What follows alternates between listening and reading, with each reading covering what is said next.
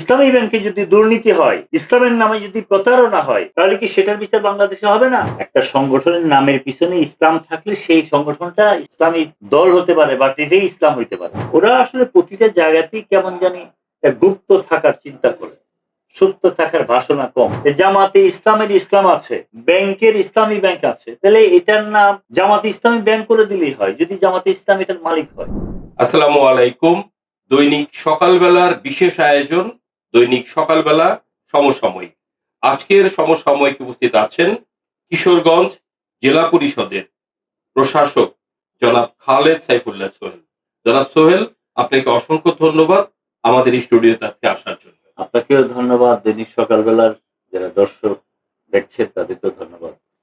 আপনি নিশ্চয়ই জানেন যে ইসলামী ব্যাংক বাংলাদেশ লিমিটেড সম্পর্কে আমাদের স্বরাষ্ট্রমন্ত্রী সালাউদ্দিন আহমেদ বলেছেন, ইসলামী ব্যাংক ইসলাম নয়, আমাদের মির্জা ফখরুল ইসলাম আলমগীরও ইসলাম নয়, জামায়াত ইসলামীও ইসলাম নয়। এই যে তিনি একটি মন্তব্য করলেন, এই মন্তব্য সম্পর্কে আপনি কি বলবেন? ধন্যবাদ আপনাকে। আসলে ইসলাম শব্দটা তো সবাইকে নিয়ে ইসলাম। যদি জামাতে ইসলামী ইসলাম হতো, তাহলে জামাতের সমর্থক গোষ্ঠী আপনি 5% থেকে 10% আপনি ধরেন, যদি আরো বাড়িয়ে ধরেন 12% ধরেন, তাহলে বাকি যারা আছে তারা কি ইসলাম না? অবশ্যই ইসলাম, তারা মুসলমান। আসলে একটা সংগঠনের নামের পিছনে ইসলাম থাকলে সেই সংগঠনটা ইসলামী দল হতে পারে বা এটাই ইসলাম হইতে পারে। ইসলাম যেমন কায়েমের কোনো ইসলামী মাধ্যম হতে ব্যাংকের পারে। কথা আপনি বলতে পারেন, ইসলামী ব্যাংক এটা ইসলাম মানে এই ব্যাংক না। এই বিষয়টা আপনাকে ক্লিয়ার করতে হবে। ইসলামের নামে একটা ব্যাংক হয়েছে, এখানে গ্রাহক সংখ্যা আছে যত, বাইরে যারা আছে তাহলে কি তারা মুসলমান না? তারা কি ইসলামের মধ্যে না? উনি এটাই বুঝাইতে চাচ্ছেন যে ইসলামী ব্যাংক বললেই শুধু ইসলাম বুঝাবে না, জামাতে ইসলাম বললেই শুধু ইসলাম বুঝাবে না। যেমন একটা কথা অনেক সময় ভাইরাল হয়, একজন বড় দার্শনিক বলেছিলেন যে নীল নদের পানি যেমন নীল না, তেমন জামাতে ইসলামের ইসলাম ও ইসলাম। মৌলানা আব্দুল হামিদ খান ভাসানী বলেছেন। মৌলানা আব্দুল হামিদ খান ভাসানীর এটা সেরা উক্তি ছিল। কারণ জামাতকে নিয়ে আসলে আমরা এই কথাগুলো কি জন্য বলি, ওরা আসলে প্রতিটা জায়গাতেই কেমন জানি গুপ্ত থাকার চিন্তা করে, সত্য থাকার বাসনা কম। যেমন এই জামাতে ইসলামী ব্যাংক নিয়ে যা করেছে, এই কিছুদিন যাবত এটা হচ্ছে, ওনারা কি জন্য গোপন থেকে শুধু খেলেন, তাদের কর্মীদেরকে নামিয়ে দেন, নামিয়ে দিয়ে কথা বলেন। গত 16-17 মাসে ইসলামী ব্যাংক দিয়ে যেভাবে মানুষের উপর প্রভাব বিস্তার করার চেষ্টা করা হয়েছে, যেখান থেকে অন্য তাদের ভিন্ন মতামতধর্মী লোকদেরকে ট্যাগ লাগিয়ে বের করে দিয়ে তাদের লোকজনকে বসানোর, তাদের নিজস্ব দলের লোকজনকে বসানোর চিন্তা করেছে, সেটাই অন্যায়। আসলে একটা ব্যাংক এভাবে চলতে পারে না। ইসলামী ব্যাংক বাংলাদেশ লিমিটেড একটি তফসিলি বাণিজ্যিক ব্যাংক এবং একটি শরিয়া ভিত্তিক ব্যাংক। এখানে সকল শ্রেণী মানুষের অ্যাকাউন্ট থাকবে, অংশগ্রহণ থাকবে। তো জামায়াত ইসলামী কেন এই ব্যাংকটিকে নিয়ে এত অস্থির হয়ে উঠেছে বলেন তো? আসলে জামাতের উদ্দেশ্যটা, জামাতে ইসলামীর ব্যাংক বলতে আসলে ওনারা এই ব্যাংকে তাদের সমস্ত লোকজনকে সেট আপ করে একটা প্রতিষ্ঠান গড়ে তুলেছে, যার মধ্য দিয়ে রাজনৈতিক সমস্ত কর্মকাণ্ড এটা দিয়ে করে। এবং এখান থেকে আপনি দেখেন কালকে যেটা বের হয়েছে, তাদের 5,000 10,000 টাকা করে মানুষের বিকাশ অ্যাকাউন্টে পাঠিয়ে দেওয়া, যে 22,000 কোটি টাকার কথা এসছে, 11,000 কোটি টাকা আসছে, সেটা তো মানে ডেঞ্জারাস মেসেজ। একটা ইলেকশনের আগে একটা দল একটা ব্যাংকের মাধ্যমে যদি এই কাজটা করে, তাহলে এই ব্যাংকের নৈতিকতার জায়গাটা কোথায়? নৈতিকতার জায়গাই তো সেখানে নাই। টাকাটা কাদেরকে দিয়েছে তারও কিন্তু সুস্পষ্ট হিসাব জাতির কাছে ইসলামী ব্যাংক তুলে ধরেন। এবং আপনি যে কথা প্রশ্নটা করেছেন, এখন তো দরকার এই লোকগুলাকে বের করা, যে এই লোকগুলা কারা এই টাকাটা পেল এবং কোথায় এই টাকাটা গেল এবং কিভাবে গেল, কারা সেই টাকাটা পাঠাইলো, সেই বিষয়গুলো এখন আলোচনায় চলে আসছে। আমার কাছে তো মনে হয় এটা নিয়ে বিস্তর একটা আলোচনাতে বসা উচিত, কারণ ইসলামী ব্যাংকের এই অবস্থা সেখানে চলতে পারে না। আর যদি জামাতে ইসলামী ব্যাংকের থেকে দাবি করে জামাতে ইসলামের ইসলাম আছে, ব্যাংকের ইসলামী ব্যাংক আছে, তাহলে এটার নাম জামাতে ইসলামী ব্যাংক করে দিলেই হয়, যদি জামাতে ইসলাম এটার মালিক হয়। এটা একটা বিষয় সমাধান হতে পারে। আরেকটা সমাধান হতে পারে, আপনি যারা এটি স্টেক হোল্ডার, যারা এটা শেয়ার হোল্ডার, যারা এটার জন্ম দিয়েছিলেন, যাদের ইসলামী ব্যাংকের প্রথম যারা শেয়ার হোল্ডার ছিলেন, আপনি ধরেন হাসিনার আমলের আরো আগে যারা স্টার্ট করেছিলেন, আপনি সেগুলো দেখে তাদের হাতে সেটা দেন।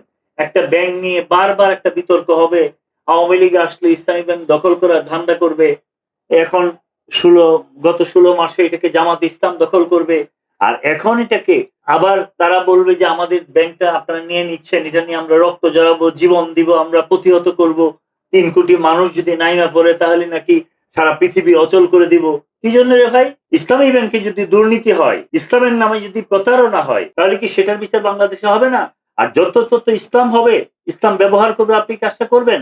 আমার তো মনে হয় সেখানে অবশ্যই নিরপেক্ষ প্রশাসক নিয়োগ করে ইসলামী ব্যাংকের পূর্ণাঙ্গ তদন্ত করতে হবে। তদন্ত করে জাতির সামনে স্পষ্ট করতে হবে আসলে এটার ভিতরে কি ঘটনা ঘটেছে, যাতে গুপ্ত কোনো বিষয় না থাকে। আর জামাতে ইসলামকে রাজনৈতিক দল হিসাবে আমি অনুরোধ করব যে আপনারা ভাই যদি মনে করেন যে ইসলামী জামাতে ইসলামের নামে ব্যাংক করেন, আপনি জামাতে ইসলামী ব্যাংক এভাবে একটা ব্যাংক করে ফেলেন। যদি রাজনৈতিক ইশতেহারের মধ্যে থাকে, দলের মধ্যে থাকে, সেই সিস্টেম আপনারা চালু করেন। গভর্নমেন্ট যদি সেটা অ্যালাউ করে আপনারা স্টার্ট করেন। কিন্তু ইসলামী ব্যাংকের নাম থেকে আড়ালে থাকবেন আপনি, বিপদে পড়লে সামনে এসে দাঁড়িয়ে বলবেন, এই কথা বলেন, আর আপনাদের পক্ষে থাকলে বলবেন যে এটা সব সঠিক আছে। এটা মনে হয় সঠিক না। আমাদের অর্থমন্ত্রী ধন্যবাদ। আমির খসরু মাহমুদ চৌধুরী বলেছেন, একটি প্রশ্ন রেখেছেন যে জামায়াত ইসলামীর এমপিদের কি ইসলামী কোনো ঋণ নেই? জামাত ইসলাম বলেছে না, কোনো ঋণ নেই। আসলে এই কথাটার কতটা সত্যতা আছে বলে আপনি মনে করেন? তার জন্য আসলে কি প্রয়োজন এই সত্যতা প্রমাণের জন্য? আসলে ওনারা ঋণটা কি বুঝাচ্ছেন আমি আসলে বুঝতে পারিনি। ঋণ তো আমরা ব্যাংকের থেকে ঋণ করে ব্যবসা করি। এটা তো বাংলাদেশের রাষ্ট্রীয় কাঠামোর মধ্যেই আছে। আপনি যদি বিজনেস করতে চান, একজন বিজনেসম্যানকে গভর্নমেন্ট থেকে লোন নিতে হবে, ব্যাংক থেকে লোন সিস্টেম। জামাতে ইসলামের কোন লোকের যদি ঋণ না থাকে, তাহলে তারা তো জমিদারি স্টেটের লোক। যেটা সম্ভবত আমাদের সংসদ নেতাও বলেছেন। উনারা সবাই জমিদার বলে তাদের আসলে কোনো টাকা পয়সা ঋণের দরকার পড়ে না।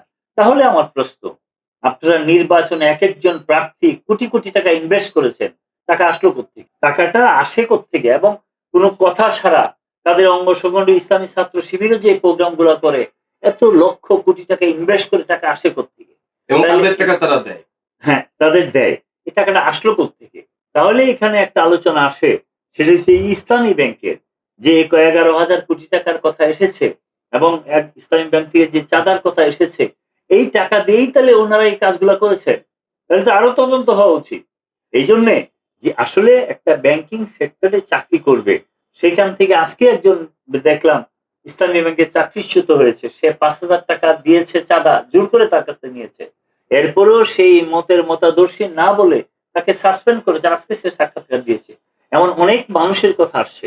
আমার কাছে মনে হয়েছে ওনাদের যদি ঋণ না নিয়ে ব্যবসা করার স্কোপ থাকে, তাহলে টাকা কোত্থেকে আসছে? এটাও একটা বিশাল ধরনের প্রশ্ন।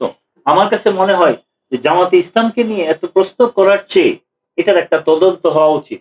আমি সংসদকে অনুরোধ করব, জাতিকে অনুরোধ, রাষ্ট্রকে অনুরোধ করবো অবিলম্বে এটা একটা তদন্ত করে এটা ফিনিশ করা উচিত।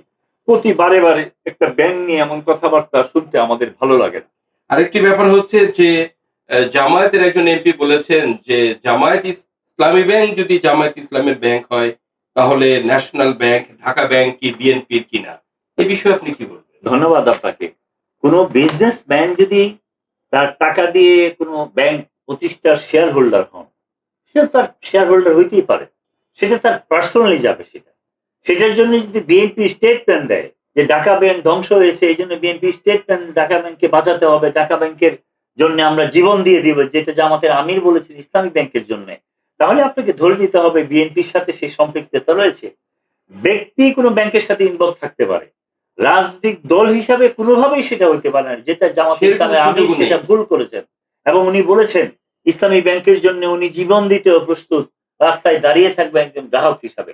হ্যাঁ, আপনি দাঁড়াবেন যখন টাকা আপনার মিসিং হবে, কোনো কারণে আপনার আমানত মিসিং হবে। মিসিং হয়েছে ন্যাশনাল ব্যাংকে, মিসিং হয়েছে এক্সিম ব্যাংকে, মিসিং হয়েছে আরো কিছু ব্যাংক আছে সেগুলোতে। কই আপনারা তো কোনো দাঁড়ান নাই রে ভাই। একদিন তো দাঁড়িয়ে একটা গ্রাহকের পক্ষে একটা কথা বলেননি। শুধু ইসলামী ব্যাংক নিয়ে আপনারা যখন কথা বলেন, আর এখন আপনারা বলছেন ঢাকা ব্যাংক, প্রাইম ব্যাংক কি তাহলে আওয়ামী লীগের আজম যে চৌধুরীর নাম এসেছে, মিন্টু সাহেবের নাম সম্ভবত কোন ব্যাংকের নাম ন্যাশনাল এসেছে, ব্যাংক। ন্যাশনাল ব্যাংকের। যদি এগুলাতে বিএনপি রাজনৈতিক দলগত ভাবে স্টেটমেন্ট দেয় যে ব্যাংক আমাদের দলের, কিংবা আমাদের এটা যদি হয় আমরা দলগত ভাবে এটার প্রতিষ্ঠানকে দেখবো, তাহলে সেটারও একটা তদন্ত হওয়া উচিত। বিএনপি কথা বললেও এটা অন্যায় হবে। আমি আমি আপনাকে এই দলের একজন নেতা, আমি সেটা বলবো। বিএনপি দলগতভাবে কোনো ব্যাংক কোনো প্রতিষ্ঠানের সাথে ওইভাবে জড়ানোর স্কোপ সেখানে নেই। আছে ব্যক্তিগতভাবে, আমি ব্যক্তি যদি বড় বিজনেসম্যান হই, আমি তো সেটা হতেই পারি। আমি কোনো ব্যাংকে শেয়ার করতে নিতেই পারি। সেটা যদি বৈধ উপায়ে হয়, আপনি তো আমাকে প্রশ্ন করতে পারেন না। প্রশ্ন তখনই আসবে আপনি রাজনৈতিক দল হিসেবে যখন ভোটিং করতে যাবেন, তখনই মানুষ প্রশ্ন করবে। ধন্যবাদ আপনাকে। না, একটি সর্বশেষ প্রশ্ন আপনাকে, যে বাংলাদেশ ব্যাংকের নিয়ন্ত্রণে সমস্ত তফসিলি ব্যাংক পরিচালিত হয় এবং হয়ে আসছে। তো সেই ক্ষেত্রে কোনো দলের প্রভাব থাকার কোনো সুযোগ নেই, অন্তত ব্যাংকিং আইনে, মুদ্রানীতি আইনে, অর্থনৈতিক আইনে। তারপরেও জামায়াত ইসলামী ইসলামী ব্যাংকের নিজস্ব ব্যক্তিগত সম্পত্তি মনে করে বলে আমরা শুনতে পাচ্ছি। তো এই জন্য ইসলামী ব্যাংকের অন্তত গত 18 মাসে কিভাবে চলেছে তার জন্য নিরপেক্ষ প্রভাবমুক্ত একজন অর্থনীতিবিদ প্রশাসক নিয়োগের কতটুকু যৌক্তিকতা আছে বলে আপনি মনে করেন? ধন্যবাদ আপনাকে। এই কথাটা কিন্তু আমি আগের প্রসঙ্গে টেনেছি। আবার বলি এটাকে ক্লিয়ার করে যে অবশ্যই জামাতে ইসলামী ব্যাংকের একটা নিরপেক্ষ প্রশাসক নিয়োগ করে সঠিক তদন্ত করে এই বিষয়গুলো আনতে হবে। না হলে জাতি ভবিষ্যতে একটা যে অর্থনৈতিক কলঙ্কিত বিশৃঙ্খলা অধ্যায় তৈরি হয়েছে, আরো হবে ভবিষ্যতে। আর এটার জন্য আমি ডক্টর ইউনূস সাহেবকে অনেকটা দায়ী করি। উনি এটার জন্য চরম ব্যর্থতার পরিচয় দিয়েছে। এই সংগঠনকে ইনডিরেক্টলি এবং এই ব্যাংকে ইনডাইরেক্টলি উনি যে সাপোর্টটা করে গেছেন, শুধু ইসলামী ব্যাংক না, কয়েকটা ব্যাংকেই উনি এমন সাপোর্ট করেছেন। আমি আজকে অনেক ব্যাংকে দেখি, যেমন কৃষি ব্যাংকের কথাই বলি, কৃষি ব্যাংকেও অনেক জায়গাতে সেখানে তারা প্রশাসক নিরপেক্ষ লোকের কথা বলে তারা মিনিস্ট্রি থেকে লোক বসিয়েছে। তারা সঠিকভাবে সেই বোর্ডটা পরিচালিত করে নাই। ব্যাংকে গত 16 মাসে ডুবিয়ে দিয়েছে, কোনো রিকভারি ছিল না। এমন অনেক ব্যাংক আছে যেখানে এই কাজগুলো করা হয়েছে। ইসলামী ব্যাংকে তো হয়েছে তার জন্যই তো আজকে এত প্রশ্ন আসছে। সুতরাং ইসলামী ব্যাংকের যদি আপনি যেটা বলেছেন সঠিক প্রশাসক নিয়োগ করে তদন্ত হয়, সেটার যদি সঠিক বিচার হয়, বিচার তো করতেই হবে। এই গভর্নমেন্ট তো কমিটমেন্ট করেছেন। আপনারা যদি সেটা না করেন, কোনোভাবে যদি আপনারাও ম্যানেজ হয়ে যান, সরকারও যদি ম্যানেজ হয়ে যায়, আমরাও যদি ম্যানেজ হয়ে যায়, একদিন জাতির কাছে জবাব দিতে হবে। সুতরাং আমি মনে করি খুব তাড়াতাড়ি নিরপেক্ষ প্রশাসক নিয়োগ করে প্রতিটা মানুষের বায়োডাটা যাচাই করে, আপনার একটা চিন্তা চেতনা থাকতেই পারে। আপনি জামাত করতে সেটা আপনার পারেন, ব্যক্তিগত। ইসলামী আন্দোলন করতে পারেন, আপনি বিএনপি সমর্থক হতে পারেন, আপনি আরো সংগঠন হতে পারেন।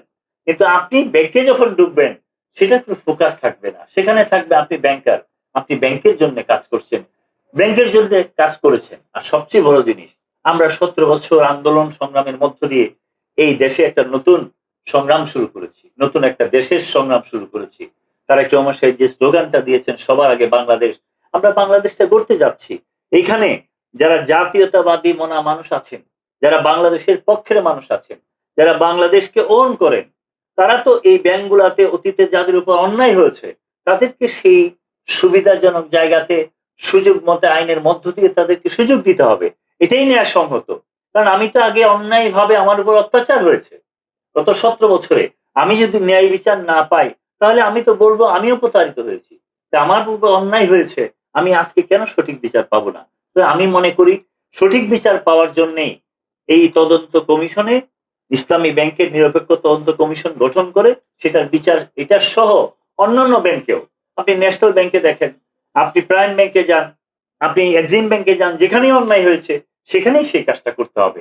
ব্যাংকিং সেক্টরটাকে অর্থনীতিকে শক্তিশালী করার জন্য প্রশ্নের বাইরে রাখতে হবে। সেখানে যেন প্রশ্নবিদ্ধ না হয়, ব্যবসায়ী তার শান্তি মতে ব্যবসাটা করতে পারে, সেই স্পেসটা আমাদেরকে করে দিতে হবে। এই গভর্নমেন্টের এটা একটা বড় দায়িত্ব তাদের উপর পড়েছে। ধন্যবাদ আপনাকে। দর্শক, আপনাদেরকে অভিনন্দন জানাচ্ছি। একই সাথে ইসলামী ব্যাংক বাংলাদেশ লিমিটেড এর সামগ্রিক গত 18 মাসের কার্যক্রমের উপরে একটি নিরপেক্ষ প্রভাবমুক্ত তদন্ত হবে। সেই তদন্তের জন্য তদন্ত কমিশন গঠনের লক্ষ্যে আমরা মাননীয় অর্থমন্ত্রীর দৃষ্টি আকর্ষণ করছি। ধন্যবাদ। ধন্যবাদ।